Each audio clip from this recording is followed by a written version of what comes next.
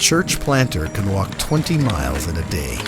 Give him a bicycle and he can go 3 times as far and be 3 times as effective.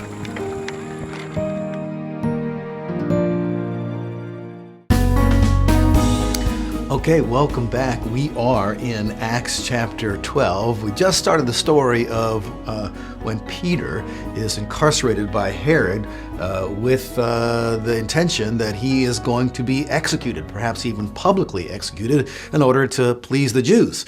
Another big shot by the name of James, brother of John, had been executed by Herod by the sword, and so Herod is up to his natural evil here.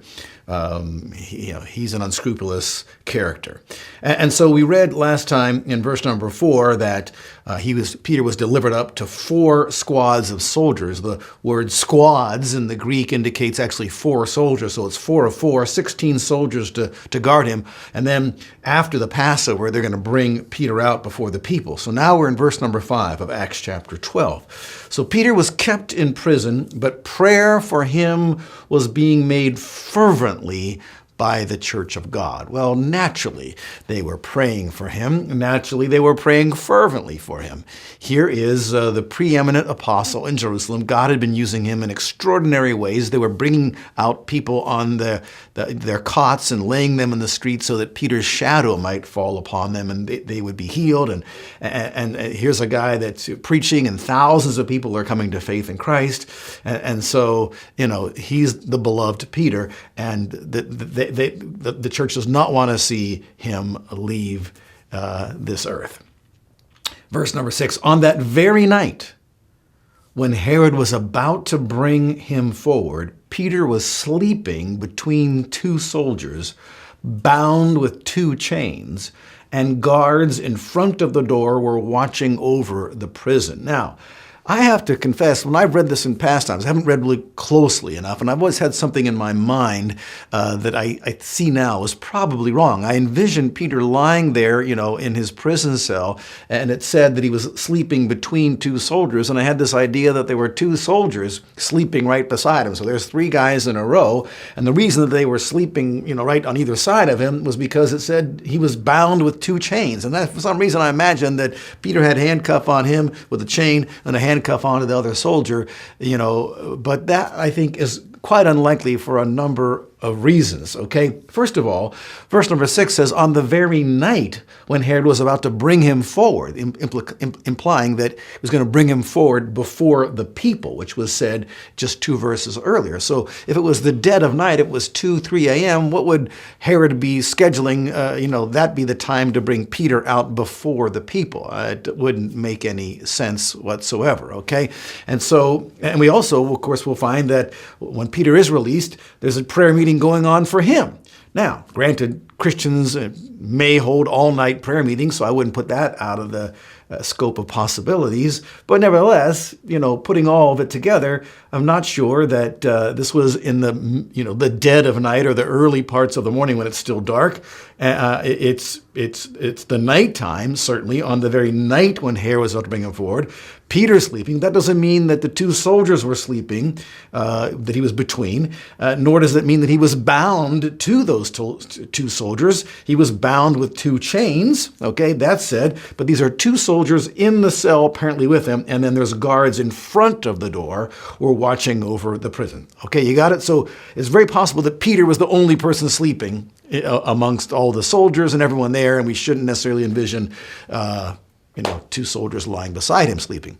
Now, that regardless of when it was, it is interesting to ponder as to how Peter could sleep so soundly on what was apparently the eve of his execution. I mean, would you be sleeping if you knew that, in a matter of hours, this night, they're going to chop off my head?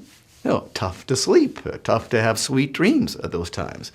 And we wonder how Peter was able to do that. Maybe extraordinary faith, just, hey, I'm trusting the Lord, or maybe, hey, I'm going to heaven. I don't know. I shouldn't say that. I do kind of know, because Jesus had revealed to Peter that he would live into old age. And there's no way that Peter was an old elderly guy at this point in time. May I refer you to John chapter 21, the very last chapter of John, in verse number 18. Jesus is talking to Peter and confronting him over his denial and so forth. And then Peter asked about John, what about this man? And Jesus has said, if I want him to remain, until I come, what is that to you? You just do what I say, worry about yourself. And then we come down to John 21 and verse number 18. Jesus says to Peter, truly, truly, I say to you, when you were younger, you used to gird yourself and walk wherever you wished. But when you grow old, you will stretch out your hands, and someone else will gird you and bring you where you do not wish to go. Now this, he said, this is verse 19 now, signifying by what kind of death he would glorify God. And when he had spoken this, he said to him, follow me. Okay, so you can see very clearly that Jesus, made it obvious to Peter, it's not till you grow old that you're going to have a death that glorifies me. And so this may be, 12, 13, 14, 15 years after the day of Pentecost. Peter was generally a young man, we think, when he was called by Jesus. And so maybe he's in his 30s or so now, okay, at the most. So Peter could sleep, trusting that somehow God's going to get me out of this, okay? And so, voila, he does. In verse number 7, behold, an angel of the Lord suddenly appeared, and a light shone in the cell. And he struck Peter's side and woke him up, saying, get up quickly. And his chains fell off his hands. I always wondered about this quickly stuff, because if the angels are angels, what can't they do, right, under God's command? And obviously the soldiers on the outside were somehow frozen. The soldiers who were in the cell with Peter, if they weren't asleep, they were kind of frozen and, made so that they weren't able to prevent the escape and so forth. And so I wonder what the hurry is. I don't know. I don't understand. Get up quickly, and get this, and his chains fell off his hands. Okay, that's going to be interesting the next day. We'll pick up right here in our next segment. And so I'll see you next time.